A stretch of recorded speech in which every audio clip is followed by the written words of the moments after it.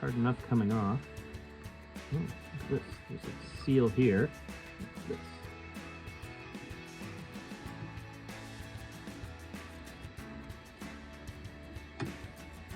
I think this is part of the kit.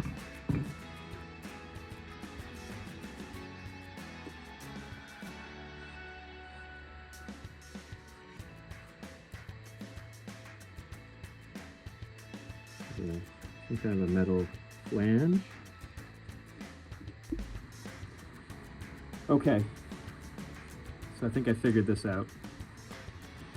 Alright, so when I took this hub off, the shaft, so it was, it was on the shaft this way.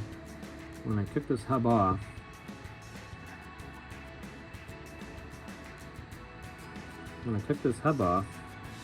left on the shaft was this ring. And I was like, that's interesting. I wasn't expecting that to be on there because it was, not on the diagram. So I'm like, what is this thing? What is this ring?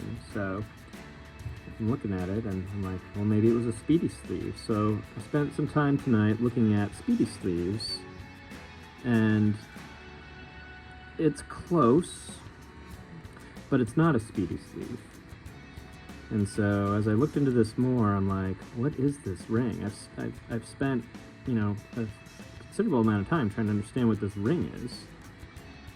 And then I started looking at used hubs on eBay and the like, and I noticed that the used hubs don't have a nice smooth back like this.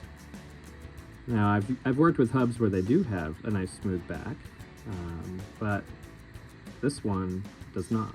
Or this one, like this one. Like I worked on a trailer recently where I had to take the hubs off and the back was nice and smooth like this. So it didn't look like anything different to me.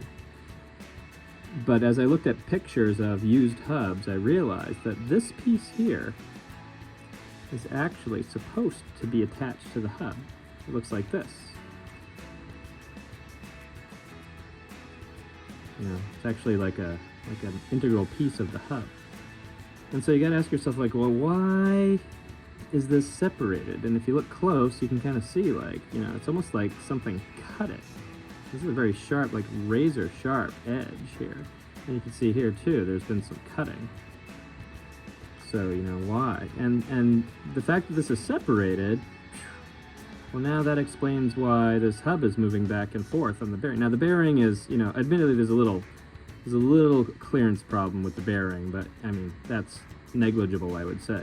But the fact that this hub is moving back and forth is because this is like a spacer, and it's keeping this hub nice and stable.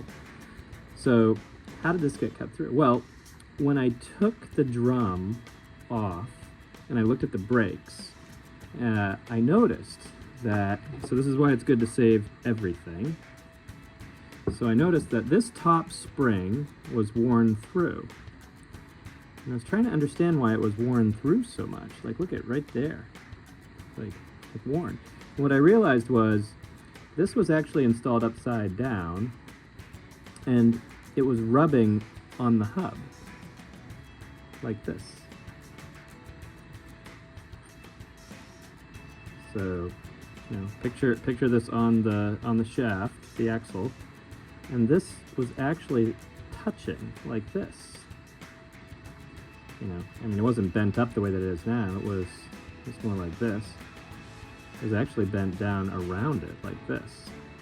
And I think what happened is whoever redid the brakes, they had the wrong spring because they wanted the little ear, to one little ear to keep the parking brake. So they installed, they had like 2 driver's side springs, because you buy these springs and they're one-sided. There's a passenger side and there's a driver's side spring. And one side's got this little short hook and the other side has what is missing on this spring, the little ear. So, you know, I think what happened is they installed this thing upside down and it was riding on the hub for I don't know how long, but it didn't break the spring. But what happened was it sawed through this part of the hub here. It just kind of over time cut through, maybe years, maybe decades, but it cut through, and eventually this separated, and then this hub was effectively free to move on the bearing, which has clearance problems, so it was able to slide back and forth on the bearing like this. With this bearing, you can see this bearing just kind of, you know, it just goes right in. It's not very hard. I barely have to, you know, tap it in. I can almost just press fit it with my fingers, you know. So, you know, there's a little bit of a bearing clearance problem. Ooh, yeah, I almost cut my thumb on that. It's so sharp. Gotta be careful. Anyway, you know, so because of this bearing, and maybe the problem with the bearing is because this has all been allowed to, you know, slide back and forth. So I've really been trying to understand this before I go too far with, you know, putting this thing back together. And now what I realize is I've got to order a new hub, and you can't get new hubs, which is too bad, but I could probably get a nice, reasonable replacement hub. And so, you know, what started as a quick, we'll replace the bearing and seals, has become, now I've got to source a good-looking hub, and fingers crossed it has no clearance problems, and I don't need a speedy sleeve and all those things. So.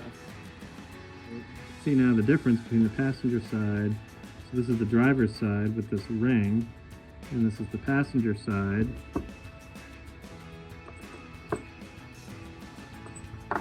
And you can see, you know, this is the piece that came off the back. Right?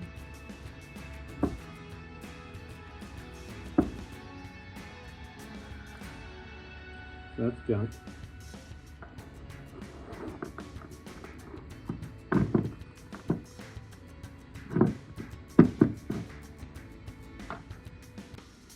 We have to somehow get these out. I don't know if there's a trick, but I assume that hitting this with a torch to warm it up and then knocking these out is what needs to be done. So maybe we'll try that.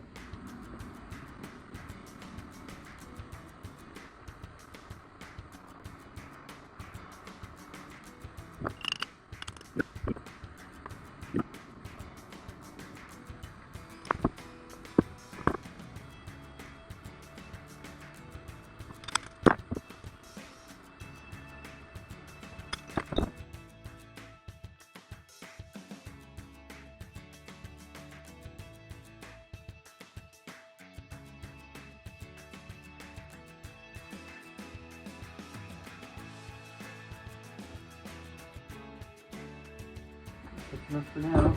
Got everything done that I wanted to this cycle.